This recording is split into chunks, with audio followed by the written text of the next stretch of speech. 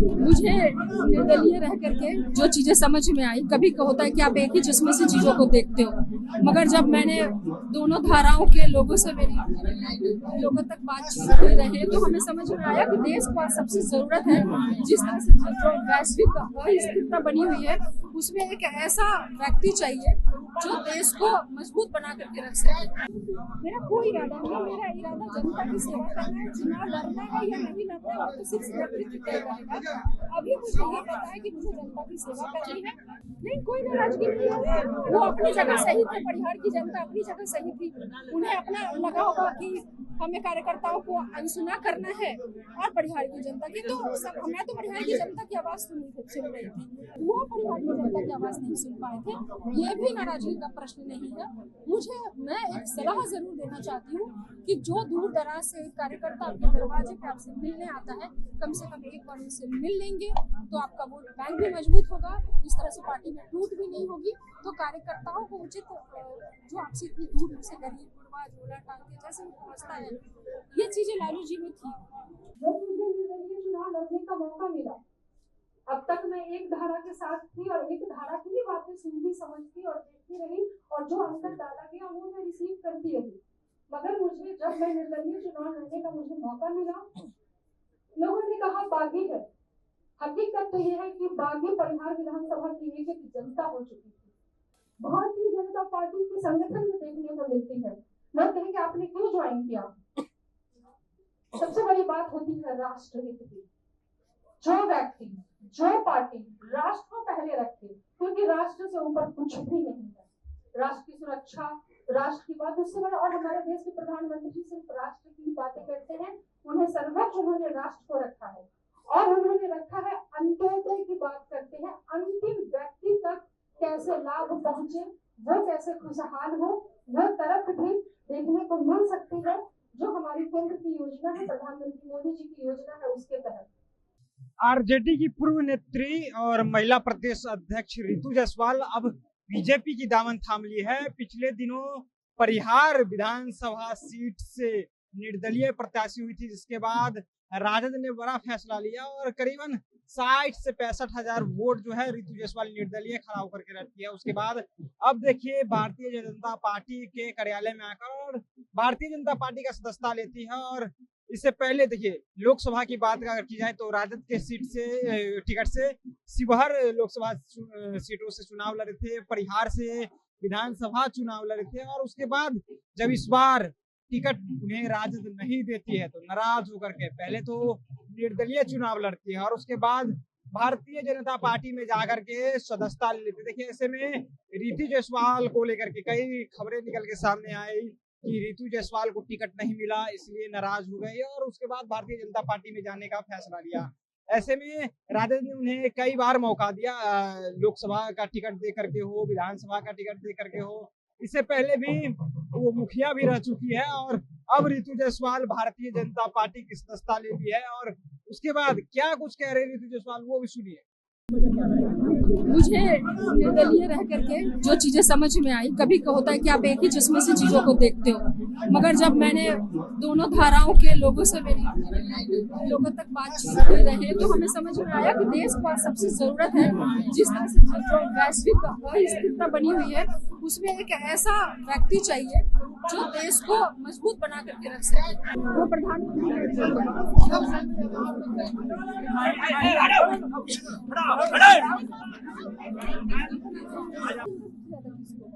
निश्चित तौर पर कोई भी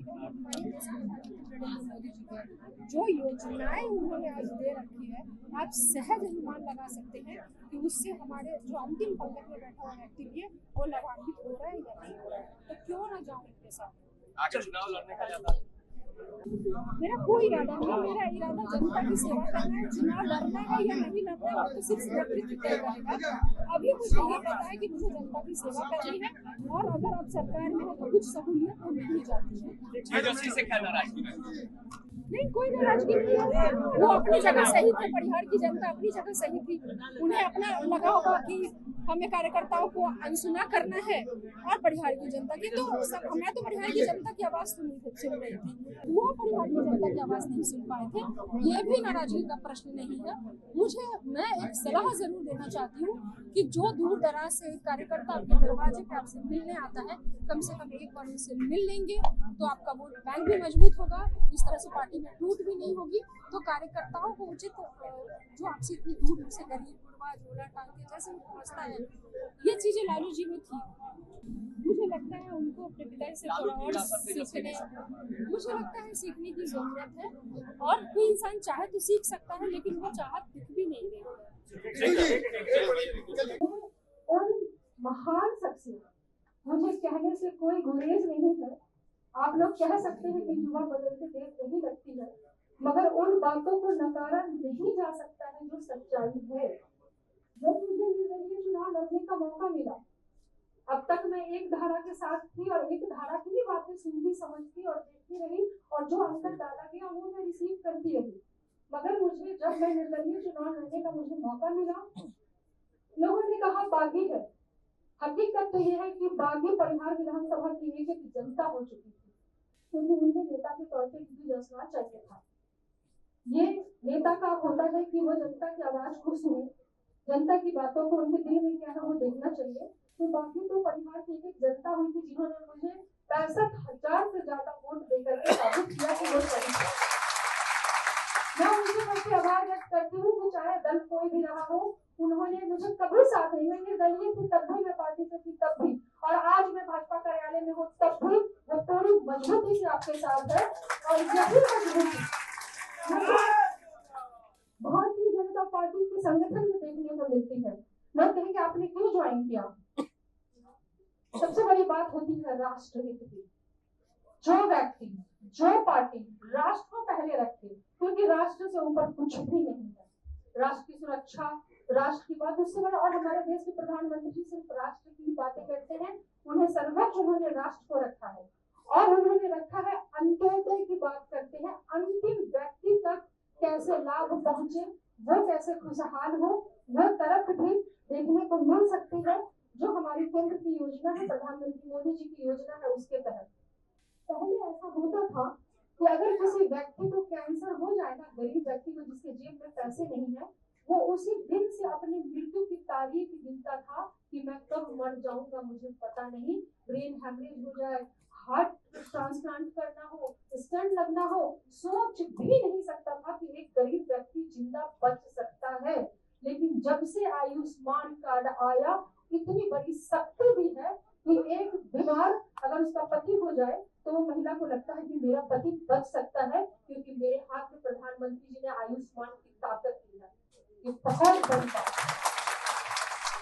मैंने कहा कि जब मैं 2 धाराओं के वोट को पा रही थी, अब तक मैं एक धारा से प्रभावित रही, एक धारा के विचारों को देखा, लेकिन जब मैं जनता के बीच में लगातार रही और मुझे दोनों धाराओं के वोट लगभग बराबर पड़े, तो मैंने देखा तो समस्याएं तो सबकी एक सी है, ये धारा क्यों वो धारा, सबकी समस्याएं एक सी है धरातल पे, और उस समस्या को दूर करने की अगर किसी को चिंता है तो वो माननीय देश के प्रधानमंत्री नरेंद्र मोदी जी को। सिर्फ इस वजह से कि हम विपक्ष में बैठे हैं तो कुछ भी कहते रहे, महंगाई बढ़ी, क्या क्या नहीं झेला देश ने, कोरोना के 3 मार को उन्होंने झेला, बड़े से बड़े देश जहां चरमरा गए, अर्थव्यवस्था ठप पड़ गई, वहां हिंदुस्तान खड़ा रहा। रशिया यूक्रेन जैसे युद्ध को झेला, लेकिन हिंदुस्तान खड़ा रहा, अर्थव्यवस्था खड़ी रही। आज जो स्थिति है, लगातार जो वैश्विक अशांति का माहौल फैला है, उसमें लोग कहते हैं अच्छा तेल का दाम बढ़ रहा है, अच्छा ये हो रहा है, ये सरकार में हो रहा है। अरे ये अंतरराष्ट्रीय मार्केट पर निर्भर करता है। अगर देश में वैश्विक अशांति है तो उसका असर कहीं ना कहीं थोड़ा तो होता है, लेकिन इसके बावजूद भी आप देखेंगे कि विदेशी निवेश भारत में रुका नहीं है। लगातार इंफ्रास्ट्रक्चर डेवलपमेंट पे काम हो रहे हैं, लगातार अंत्योदय पे काम हो रहे हैं। तो रितु जायसवाल क्या, वो दिन दूर नहीं जब हिंदुस्तान का एक एक आदमी मोदी जी के इस कार्य को समझेगा और उसका सम्मान करेगा, और शायद